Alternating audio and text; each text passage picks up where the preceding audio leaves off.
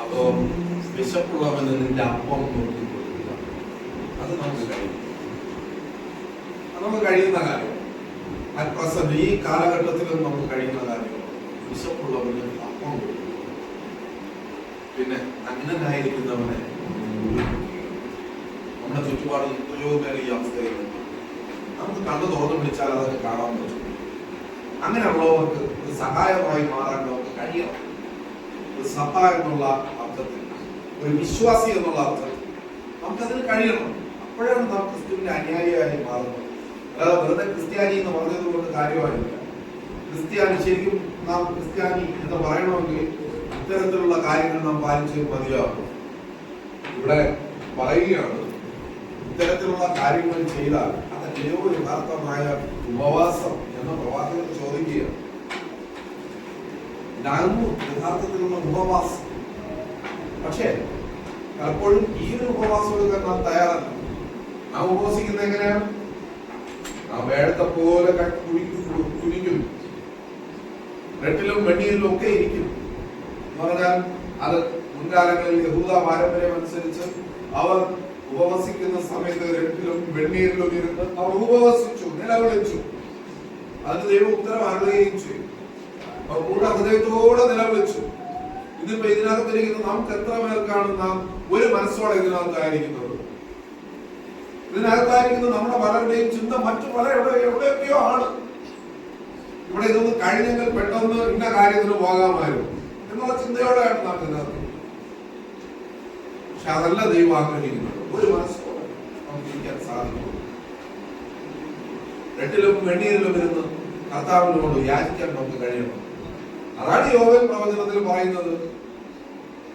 നിങ്ങൾ രണ്ടിലും വെണ്ണീരിലും ഇരുന്ന് നിങ്ങളുടെ വസ്ത്രത്തെ കീറി വിലപിക്കുക എന്നുള്ളതിനേക്കാൾ നിങ്ങളുടെ ഹൃദയത്തെ തന്നെ കീറുക. Hallelujah, hallelujah. പലപ്പോഴും ഇത്തരത്തിലുള്ള കാര്യങ്ങൾ പറയുമ്പോൾ നമുക്ക് വളരെ പ്രസന്റ് ആയിരിക്കാൻ പറ്റില്ല. കാരണം ഇത് നമ്മിലേക്ക് തന്നെ ഇറങ്ങുന്ന ചില കാര്യങ്ങളാണ്. നിങ്ങളുടെ വസ്ത്രത്തെ അല്ല, ഹൃദയങ്ങൾ തന്നെ കീറുന്നു.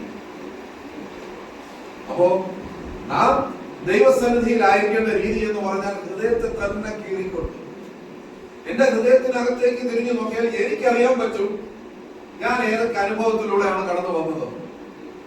ഈ കഴിഞ്ഞ ഒരാഴ്ചപ്പെട്ട കാലത്ത് അല്ലെങ്കിൽ കഴിഞ്ഞ ഒരു ദിവസത്തെ കാര്യം എടുത്താൽ ഞാൻ എന്തൊക്കെ ചിന്തിച്ചു, എന്തൊക്കെ ചെയ്തു കൂട്ടി എന്നുള്ളത് എനിക്ക് അറിയാൻ പറ്റും. ഇനി ഞാൻ അറിയാതെ ചിലത് സംഭവിച്ചേക്കാം, അത് നമ്മുടെ പരിധിയിൽ വരുന്ന കാര്യമാണ്. പക്ഷെ അല്ലാത്തത് ഞാൻ അറിഞ്ഞുകൊണ്ട് ചെയ്ത കാര്യങ്ങൾ പലതും ഉണ്ടാവാം. എന്തൊക്കെ എന്റെ ജീവിതത്തിൽ സംഭവിച്ചു എന്നുള്ളത് എനിക്ക് തിരിഞ്ഞു നോക്കുമ്പോൾ മനസ്സിലാക്കാനായിട്ട് പറ്റും.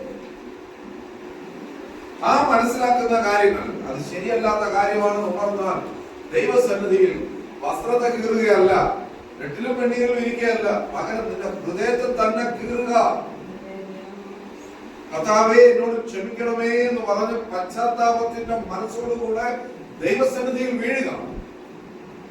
തീർച്ചയായിട്ടും എന്റെ ദൈവം നമ്മെ ആശംസിക്കും. അതിനൊരു സംശയവും വേണ്ട. കാരണം അവിടുന്ന് മഹാകാരുണ്യമാണ്, അവിടുന്ന് മനസ്സിലാക്കുന്ന ദൈവം, അവിടുന്ന് കരം പിടിച്ച് നടത്തുന്ന ദൈവം, അവിടുന്ന് കൂടെ ഇരിക്കുന്ന ദൈവം, അവിടുന്ന് നമ്മെ സത്യമായി അറിയുന്ന ദൈവം, ഉള്ളതുപോലെ അറിയുന്ന ദൈവം. അവിടുത്തെ കണ്ണുകൾക്ക് ഒന്നും മറഞ്ഞിരിക്കുന്നില്ല, സകലതും നഗ്നവും മലർന്നതുമായിരിക്കുന്നു. ഇവിടെ പറഞ്ഞുവല്ലോ യെശയ്യാ പ്രവാചകൻ,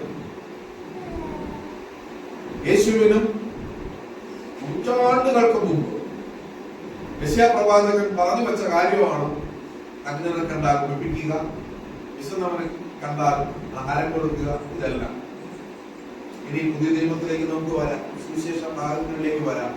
സുവിശേഷ ഭാഗങ്ങളിലേക്ക് വരുമ്പോൾ ഞാൻ അതങ്ങ് പറഞ്ഞു പോകുകയാണ് നിങ്ങളുടെ ശ്രദ്ധയ്ക്ക്. സുവിശേഷ ഭാഗങ്ങളിലേക്ക് വരുമ്പോൾ അവിടെ യേശു ഇങ്ങനെ തന്റെ കൂടെയുള്ളവരെ പഠിപ്പിക്കുന്നതായിട്ട് കാണാൻ പറ്റും. അവിടെ യേശു പറയുകയാണ്, നിങ്ങള് എന്റെ അടുത്ത് വന്നിട്ട് ഞാൻ അങ്ങയ്ക്ക് വേണ്ടി പലതും ചെയ്തതായിട്ടൊക്കെ പറയും. പക്ഷെ അന്ന് ഞാൻ പറയും, നിങ്ങളെ ഞാൻ അറിയുന്നില്ല. കർത്താവേ കർത്താവേ എന്ന് വിളിക്കും, പക്ഷെ ഞാൻ പറയും നിങ്ങളെ ഞാൻ അറിയുന്നില്ല. തുടർന്ന് കർത്താവ് പറയുകയാണ്, ഞാൻ നിങ്ങളുടെ അടുത്ത് ദാഹിച്ചവനായി വന്നു, നിങ്ങൾ എനിക്ക് വെള്ളം തന്നില്ല. ഞാൻ നിങ്ങളുടെ അടുത്ത് വിശന്നവനായി വന്നു, നിങ്ങൾ എനിക്ക് ആഹാരം തന്നില്ല. ഞാൻ നഗ്നനായിരുന്നു, നിങ്ങൾ എന്നെ ഉടുപ്പിച്ചില്ല. ഞാൻ കാരാഗ്രഹത്തിലായിരുന്നു, നിങ്ങൾ എന്നെ കാണാൻ. നാം ഇന്ന് വായിച്ച വാക്യഭാഗങ്ങളിൽ വ്യക്തമായി യെശയ്യാ പ്രവാചകൻ വിളിച്ചു പറയുന്നു, നഗ്നനെ ഉടുപ്പിക്കുക, വിശന്നവന് ആഹാരം കൊടുക്കുക, അലഞ്ഞു നടക്കുന്ന സാധുവിനെ ചേർത്തുകൊള്ളുക, പീഡിതനെ വിടുവിക്കുക. ഇതൊക്കെയാണ് നാം ദൈവത്തോടു കൂടെ വസിക്കുമ്പോൾ ചെയ്യേണ്ട കാര്യങ്ങൾ. പക്ഷെ ഈ നാളുകളിൽ എത്രത്തോളം ഇതിന് സാധിക്കും? ഈ നാളുകളിൽ ഇതിന് എത്രത്തോളം സാധിക്കും?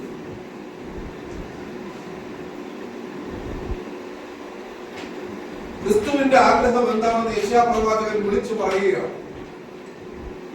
ക്രിസ്തു എന്താണ് ആഗ്രഹിക്കുന്നതെന്ന് യെശയ്യാ പ്രവാചകൻ വിളിച്ചു പറയുകയാണ്. ഞാൻ ക്രിസ്തുവിൻ്റെത് എന്ന് അവകാശപ്പെടുന്ന ഞാനും നിങ്ങളും എത്രത്തോളം ഈ കാര്യങ്ങൾ അനുസരിക്കും? പക്ഷെ ഈ കാര്യങ്ങൾ ചെയ്യണമെങ്കിൽ യേശുവിലുള്ള ഒരു വിശ്വാസം നമ്മുടെ ഉള്ളിൽ ഉണ്ടായേ പറ്റും. അത് വളരെ ഉറച്ചൊരു വിശ്വാസം ഉണ്ടാകണം.